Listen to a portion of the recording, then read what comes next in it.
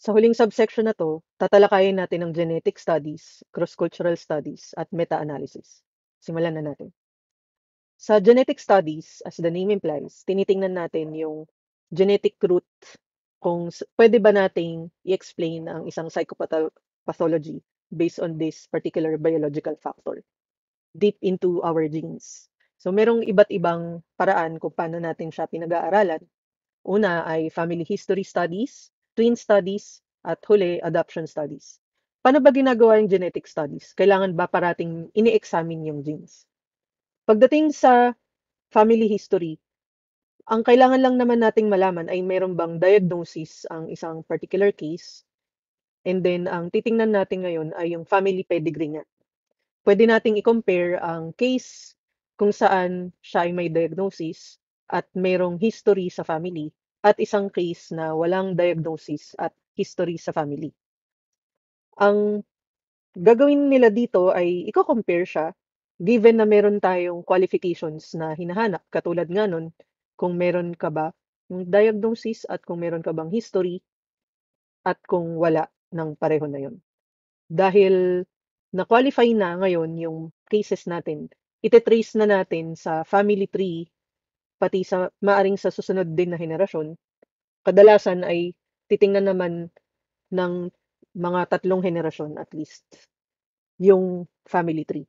Ang problema dito sa family history ay nababawasan na yung percentage ng similarity ng genes ng magkakalayong kamag-anak. Kaya mahirap na ngayon ma-explain dahil malaking percentage na ay accountable sa environmental factor. Kaya para ma-address 'yun, ang una nating pwedeng gawin, na para makontrol ang environment ay sa pamamagitan ng mga kambal, twin studies. Dahil sa mga monozygotic twins, 100% similar sila. Ang mahirap nga lang i-delineate din sa explanation ay siyempre they also share the same environment. Kaya kapag meron silang something that is different, we will take note of that. Ngayon, kung hindi naman sila full monozygotic, katulad nga ng accountability ng genetics sa ine-explain natin. Ang another innovation na ang smart ng comparison is yung adoption study. Dito, pero parang pang teleserye siya, no? So, kung isipin mo, napaka-rare magkaroon ng ganitong klaseng study na hindi natin alam kung yung case ba na to ay mapupunan mo ng enough number dahil ang rare ng ganitong klaseng population. Supposedly, you can sample based on specific clinics or medical facilities na nag-facilitate ng adoption. Pero kasi ito, immediately right after uh, yung period niya. Okay. Ang kagalingan nitong design ng study ng adoption study, dahil nga sa monozygotic twins ay pareho sila, 100%.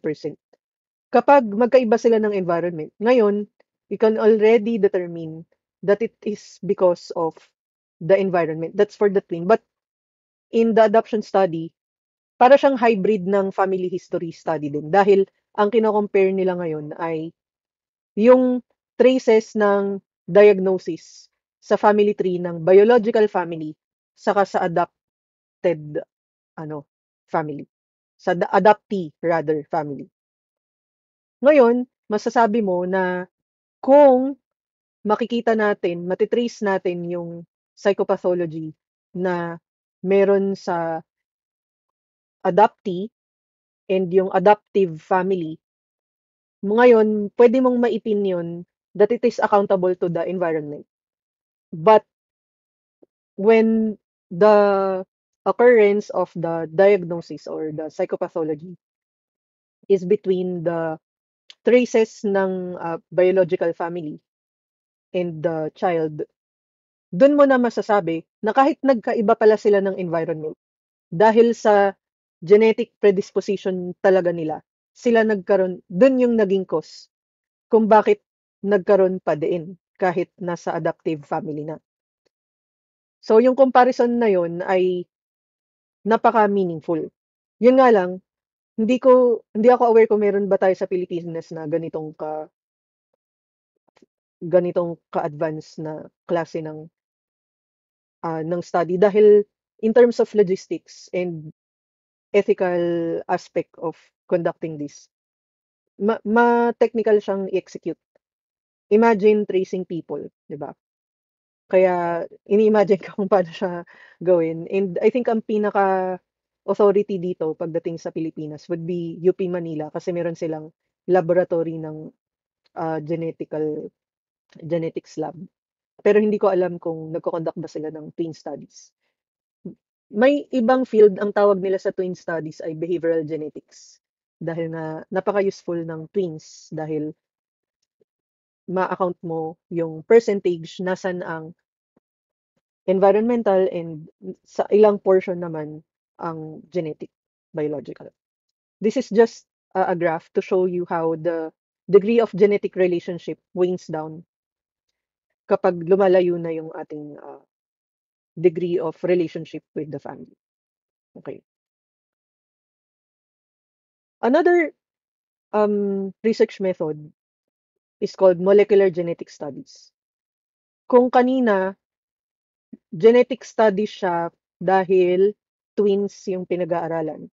Dito, mas tinitingnan yung mismong genes, 'di ba? Kasi doon sa isa, kailangan mo yung diagnosis at kailangan mo yung status nila bilang merong twin. Dito, ang ine-examine mo talaga yung mismong genes ng tao. This must be very expensive.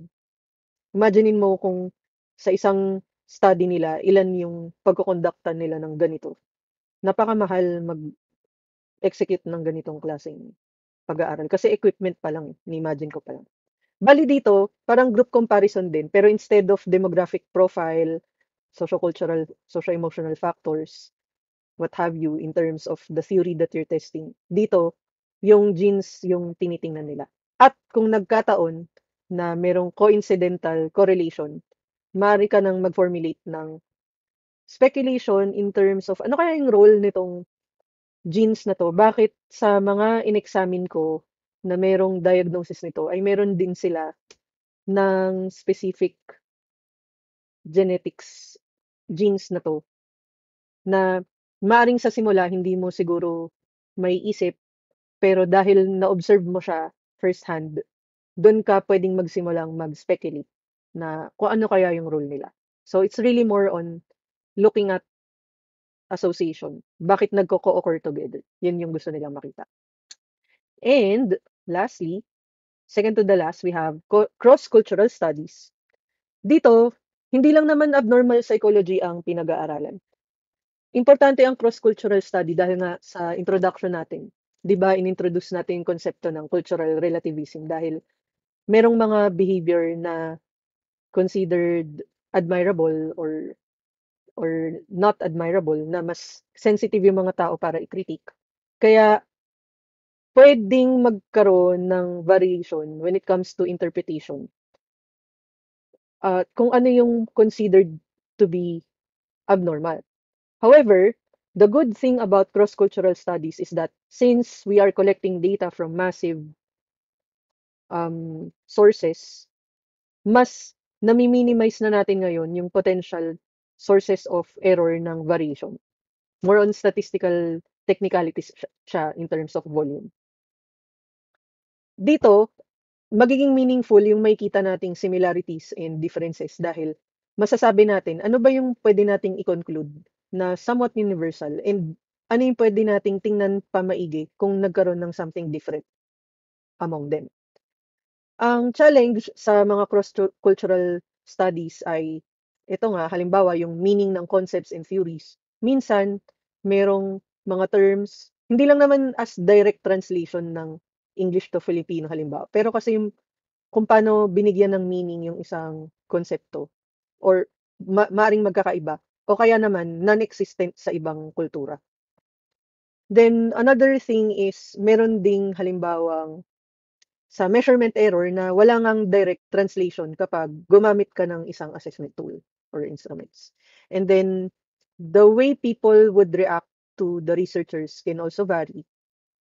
because there are some things that people would think that are desirable in terms of public relations or in their interpersonal relationship. Kaya the way the researchers would acquire the data can also be different.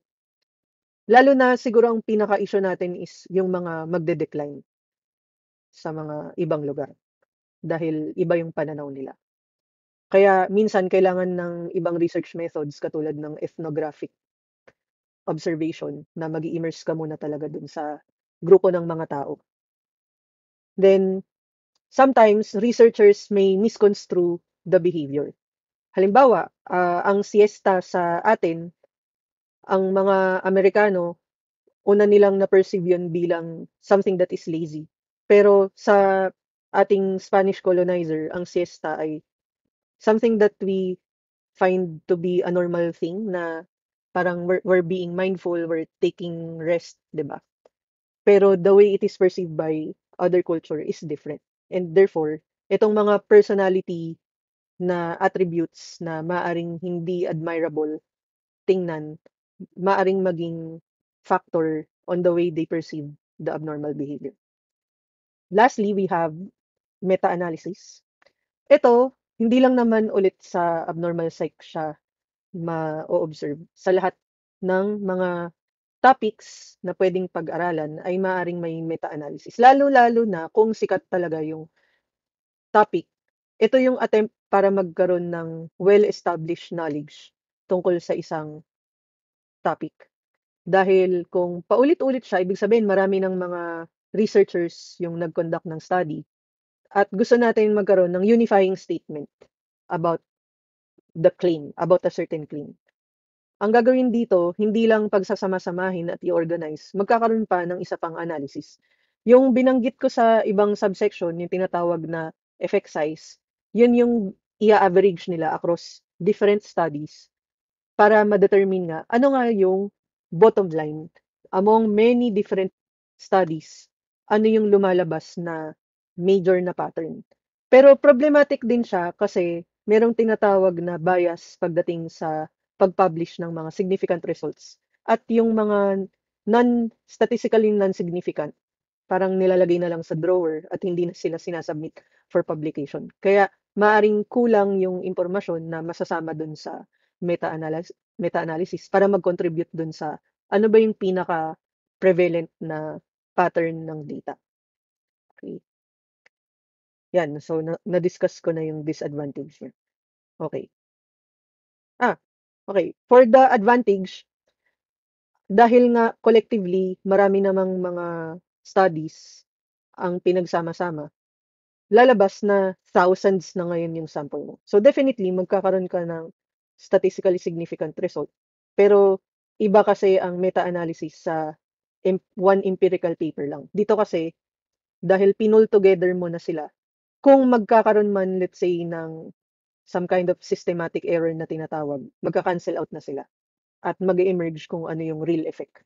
At kapag merong differences, si researcher na yung pwedeng mag-propose ng speculation na ano kaya yung mga third variables in between that are conceptually meaningful na pwedeng maging low-hanging fruit for other researchers para mag-conduct pa sila ng ibang studies. Kasi ang magiging tanong dyan, bakit yung ibang pag-aaral may lumabas na ibang result? Maari mong tingnan ulit ano ba yung sample characteristics nila, paano ba nila mineasure. So, talagang titingnan mo bawat detalye para magkaroon ka ulit ng other research questions. Magbubunga talaga siya ng maraming iba pang research questions dahil nga gusto nating maging conservative sa kung ano yung major claim that we can get from the meta-analysis. Pero dahil meron ngang mga magiging inconsistent, alam natin, given na yon na magkakaroon ng mga inconsistent parts. At ngayon, hindi na yon masasagot ng meta-analysis, pero maaaring masagot sa iba pang mga pag-aaral. Yan. So yung reference natin, Nolen Chapter 4. Diyan nagtatapos ang subsection na to at ang buong module nito.